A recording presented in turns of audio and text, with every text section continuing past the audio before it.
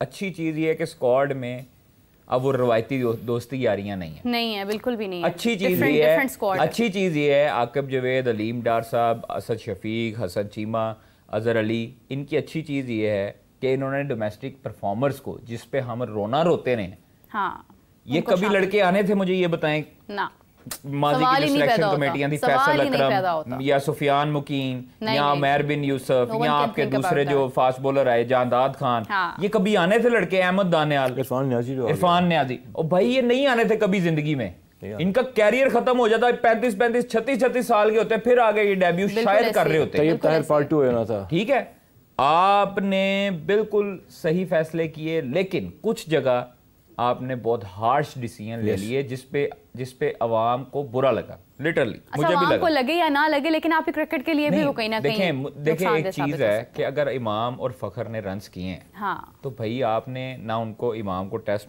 से निकाला, फिर आपने उसको ओडीआई से भी फारिग कर दिया, फिर आपने उसको सेंट्रल कॉन्ट्रैक्ट से भी फारिग कर दिया।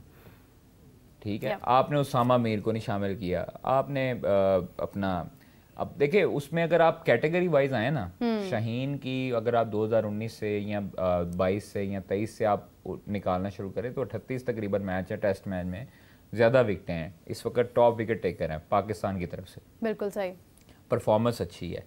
अब समझ से बाहर है कि ये इनकी कैटेगरी डाउन क्यों की गई।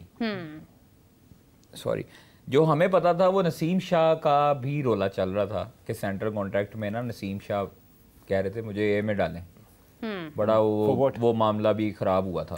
क्या था नसीम शाह ने? बस वो आजकल बड़े ऐड में आ रहे हैं, ऐड में आ रहे हैं, जंप मार के आ रहे हैं। जिशान साहब, वैसे किस तरह से आप देखते हैं ये कैटेगरीज को, अगर हम बात करें? देखिए कैटेगरीज में जो है, पहले मैं छोटा सा बात ऐड करूं ख्वाजा साहब की, ये जो इमाम का और फ़खर का आपने नाम लिया, इफ़ यू रिमेंबर मैंने लास्ट टाइम कहा था कि फ़खर ने स्प्रे बुलेट जो है ना, स्प्रे बुलेट अपने सीने पे खा लिए किसी और के कहने पे।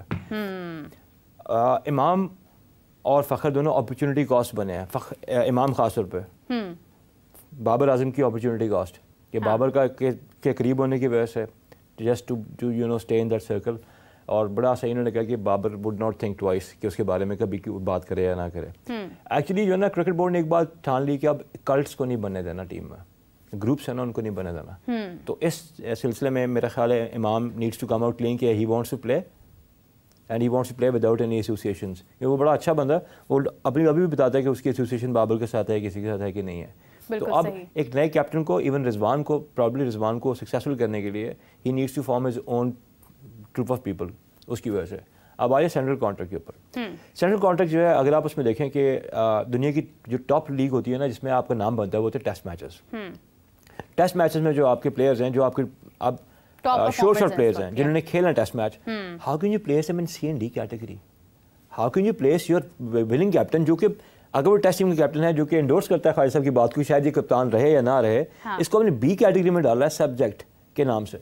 आपने टियर 1 की टॉप टीम को हराया है, इंग्लैंड को। आपने 1 डाउन के बाद 2 उसको मारे, 2 टाइम नोटा मारा, इसको नोटा बोलते हैं टेनिस की लैंग्वेज। मतलब एक इनिंग से शिकस्त के बाद जी सर, आपने एक इनिंग 47 रन के बाद 2-1 से आपने उनको, हाँ, और फिर 2-1 2-1 से याद आ गया मुझे, प्रेडिक्शन दी थी सीरीज शुरू होने से पहले मैंने क्या, मैंने अभी मिलत से भी बात 2-1 कहा था वैसे, बाकी कबूलियत का वक्त। एंड मुझे पता, मुझे याद किया, मैं और ख्वाजा बैठे हुए थे इसी शो में, और पाकिस्तान अच्छी स्कोर कर रहा था। सर आपके साथ ही मैंने ये कहा था, तो हमने कहा था कि शायद प्लेजेंटली शॉक कर दे इसको।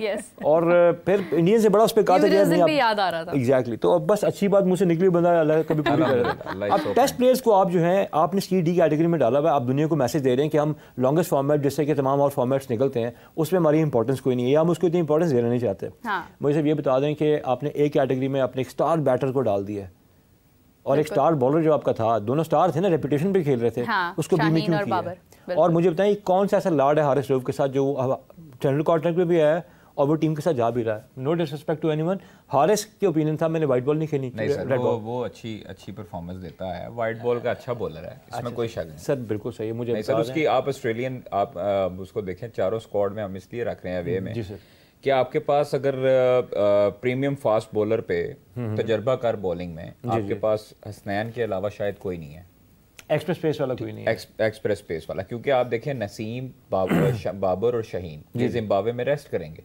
हाँ जी जी, ठीक है। आपकी ऑस्ट्रेलिया में बिग बैश की खातिर, बिग बैश लीग में जितना परफॉर्मेंस हारिस रऊफ ने दी है, उसको कंडीशंस का अंदाजा है, उसको उसका बनता भी था। प्लस वो आपके पास देखें, अगर वो टेस्ट मैच नहीं खेलना चाहता, अब वो खेलेंगे जी। अगर वो कैटेगरी में हैं, वो सेंट्रल कॉन्ट्रैक्ट में हैं, तो खेलेंगे, तो इट मींस कि वो खेलेंगे।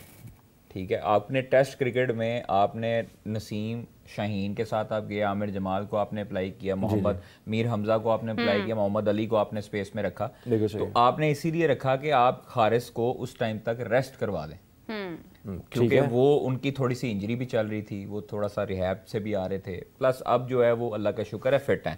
मोहम्मद वसीम जूनियर जी आपका रिहैब से अब मुकम्मल तौर पे हो सका है। मुझे अफसोस इस चीज़ का होता है कि एहसान उल्लाह जो है वो अपने आप को उसी तरह टेप बॉल और सारी चीजें उसको बेहतर करने की अपने आप को जाया किया। माशाल्लाह पाकिस्तान के पास 150 प्लस का बॉलर था और अच्छा बॉलर था, जिसने अपने आप को, मतलब मैंने उसका इंटरव्यू पहला लिया मुल्तान में, जब मुल्तान सुल्तान्स की तरफ, तो मुझे उसने कहा कि मैंने जनाब वर्ल्ड कप पे जाके जो है ना इंडिया के बॉलरों को आउट करना है। इट मींस कि उसके ज़हन में था कि मैंने जो है ना इनको आउट करने। उसने 3 दफा हुआ था 160। अच्छा, कि बीबीएल वाली जो एडिशन है, बीबीएल को माइंड में रखते हुए हारिस रऊफ की जो एडिशन है वो तो समझ आ रही है, दैट्स करेक्ट, क्योंकि उसने वाकई में बहुत बिग बैश में काफ़ी उसका रोल है एक, तो आई विश के बेहतर कारकर्दगी हो हारिस रऊफ की ऑस्ट्रेलिया सीरीज़ के अंदर। कादिर, गैरी क्रिस्टन के हवाले से जो गुफ्तगू सामने आ रही है, बड़ी मुस्कुराहट आपके चेहरे पे, ये लगता है बड़ी देर से बात करना चाह रहे थे, क्या उसकी रीज़न है? मतलब एक तरह से पहले एक इख्तलाफ सामने आता है, इख्तलाफ के बाद उनका रिज़ाइन सामने आ जाता है, तो ये कौन उनको इतने मशवरे दे रहा है अच्छे अच्छे, और वो खुद से क्या डिसीजंस ले रहे हैं, समझ नहीं आ रहा। आपको मैंने साइंसदानों के बारे में बता तो दिए कि कौन मशवरे दे रहा है, कौन उनके साथ जो है गुफ्तगू कर रहा है, जो उनके लाने वाले थे, जो उनका नाम सजेस्ट करने वाले थे, वो और कौन हो सकता है? ये राब्ता करता है डायरेक्टर इंटरनेशनल, ठीक है, और वही करते हैं सारा कुछ। मतलब एक अब आप ये गौर करें कि अगर मैं आपको हायर करता हूं और आपके कॉन्ट्रैक्ट में लिखा होता है कि आपको साल में 1 महीना छुट्टी है, आपका ताल्लुक अगर ऑस्ट्रेलिया या जनूबी अफ्रीका या कहीं से भी हो, तो आपके कॉन्ट्रैक्ट में लिखा हो कि आपने साल में 1 महीना छुट्टी करनी, हाँ। वो हफ्ता लेके कर लो, वो 2 छुट्टियां लेके कर लो, वो 4 छुट्टियां, 30 डेज आपने 30 डेज ऑफ करनी है, 11 महीने आप वर्किंग पे। बिल्कुल सही, ठीक है। आप कॉन्ट्रैक्ट साइन करने से पहले क्या इतनी ही मेरी बात पे यकीन कर लेंगी कि जो मैंने बोला है वही कॉन्ट्रैक्ट में लिखा हो सकता है कि यहाँ आप पढ़ेंगी खुद और खुद पढ़ के आप साइन करेंगी? डेफिनेटली, अगर मैं कहीं ऑस्ट्रेलिया से होंगी तो मैं तो जरूर आप रिव्यू करेंगी। और जो इस लेवल पे होते हैं ना लोग, हाँ। ये अपने मुख्तलिफ लॉयर्स से कंसर्न करके, हाँ। फिर उनके साथ जो है वो अपना साइन करते हैं, उसको पढ़ते हैं, उसकी आफ्टर इफेक्ट्स देखते हैं, उसके बाद में वो क्लॉज देखते हैं, अपने एडिशन करवाते हैं, बाहर निकलवाते हैं, ऐसे करते हैं। गैरी क्रिस्टन जो हैं वो आज इतने मासूम बन गए, जिनको ले पालक कुछ जो बच्चे हैं वो आज ये बड़ा मासूम पेश कर रहे हैं बना के कि जी गैरी क्रिस्टन के साथ बड़ी ज्यादती है। कौन सा ऐसा प्रोफेशनल कोच, कौन सा ऐसा प्रोफेशनल बंदा होगा, अगर आपका टूर्नामेंट शुरू हो रहा है या आपकी सीरीज है और हाँ। आप एक दिन पहले आप कहें किसी को, ये धमकी नहीं होती तो क्या होता है, मुझे ये बताएं। बिल्कुल सही बात है। मुझे मेरा चैनल अगर कल कहे जी आपका प्रोग्राम है और हाँ। मेरा प्रोग्राम जो है ना वो टॉप पीक का प्रोग्राम हो रहा हो, हाँ, और मैं एक दिन पहले कह दूं जी मैंने नहीं आना, हाँ। मेरे जो है ना पैसे बढ़ाओ या मेरे बंदे आप लोग शामिल करो, ये ब्लैकमेलिंग है। हाँ। यही हुआ पहले भी, मुख्तलिफ प्लेयर्स के चक्रों में मुख्तलिफ गोरे हमारे पास आए, उनको शामिल किया गया।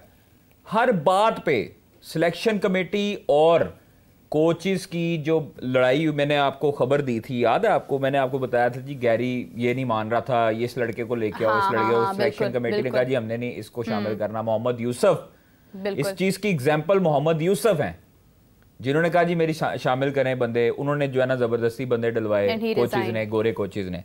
मोहम्मद यूसुफ इस्तीफा दे गए। उस टाइम पे मोहम्मद यूसुफ ने इस्तीफा दे के पाकिस्तान की इज्जत रखी। गोरे कोचेस ने भी उस टाइम पे कहा था कि मैंने इस्तीफा दे देना है, हाँ।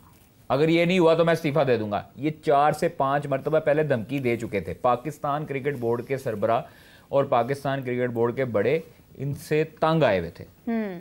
इनका एटीट्यूड प्रॉब्लम था, ये नॉन प्रोफेशनल बिहेवियर था। ठीक है, आप ये देखें कि आपकी जॉब हो 11 महीने और आपको कहा गया हो कि आपने जनाब इधर रिपोर्ट करना है, 1 महीना छुट्टी है बस।